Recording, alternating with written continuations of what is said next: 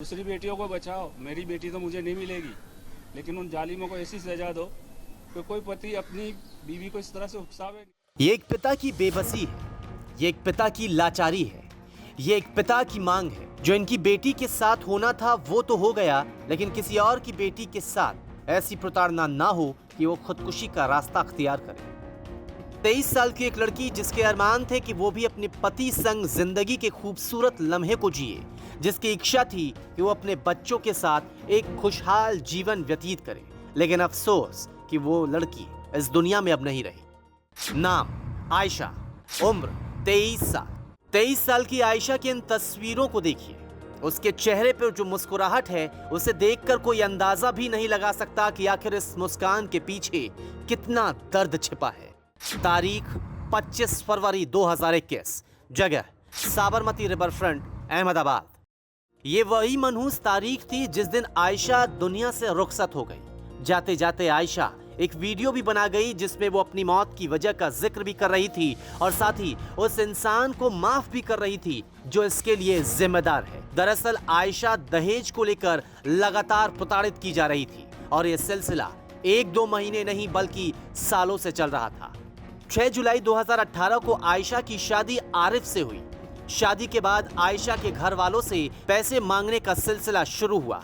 ससुराल वाले की ओर से मायके पक्ष को बार बार फोन किए जाते, कभी बिजनेस के नाम पर तो कभी सामान खरीदने के नाम पर पैसे मांगे जाते। पैसे ना मिलने पर आयशा के साथ गाली गलौज और मारपीट तक होती थी।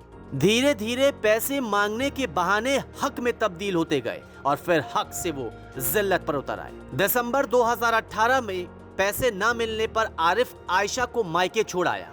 पेशे से टेलर पिता लियाकत ने जैसे तैसे दामाद की मांग को पूरा किया, लेकिन अब आरिफ ने इसे अपनी बात मनवाने का सिलसिला बना लिया था। जुलाई 2019 में ससुराल वालों की ओर से 1.5 लाख रुपए की मांग की गई। पैसे न मिलने पर फिर से आयशा को आरिफ मायके छोड़ गया। किसी तरह से फिर से पैसों का इंतजाम किया गया और ससुराल वालों के हाथों थमा दिया गया। दोनों परिवारों में समझौता हुआ और आयशा आरिफ के साथ जालौर विदा हुई। करीब 1 साल पहले यानी जनवरी 2020 को आरिफ ने फिर से पैसे मांगने का सिलसिला शुरू किया। इस बार डिमांड रखी गई थी 2.5 लाख रुपए की। मार्च 2020 में पैसे न मिलने पर फिर से आयशा को आरिफ अहमदाबाद ले आया। आयशा के पिता की ओर से पैसों का इंतजाम इस बार ना हो सका। आयशा ने अपने ससुराल वालों के खिलाफ अहमदाबाद के एक पुलिस स्टेशन में डोमेस्टिक वायलेंस का केस भी दर्ज कराया।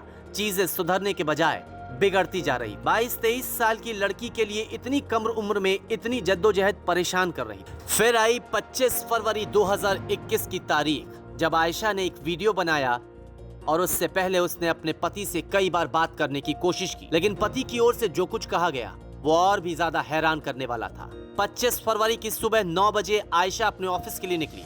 4:30 बजे के करीब आयशा आखिरी बार अपने पिता लियाकत को फोन भी किया। फिर उसने एक वीडियो बनाया। उसके बाद उसने मौत की छलांग लगाई। आयशा का पति आरिफ अब पुलिस की गिरफ्त में है और आयशा के पिता की ओर से बस एक ही मांग की जा रही है, इंसाफ, इंसाफ और बस इंसाफ चाहिए। पीएचडी करना चाहती थी, वो प्रोफेसर बनना उसका ख्वाब था।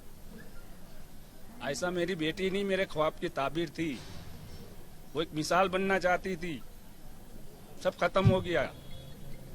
दूसरी को बचाओ यार, दूसरी को बचाओ, दूसरी मेरी आयशा को बचाओ। कई मरियम है, वो भी आयशा ही है मेरी। किसी हिंदू की मनीषा है, वो भी मेरी भी आयशा है। उन आयशाओं को बचाओ, बाकी सब छोड़ो। आईपीसी की धारा 498A, इस धारा में देश की महिलाओं को दहेज प्रताड़ना से सुरक्षा देने का वादा किया गया है। कानून सख्त है, लेकिन फिर भी दहेज के लिए बेटियों को प्रताड़ित किया जाता है। कभी बेटियां जलाई जाती हैं तो कभी जिल्लत से आजिज होकर मौत की छलांग लगाती है। न्यूज़ तक ब्यूरो।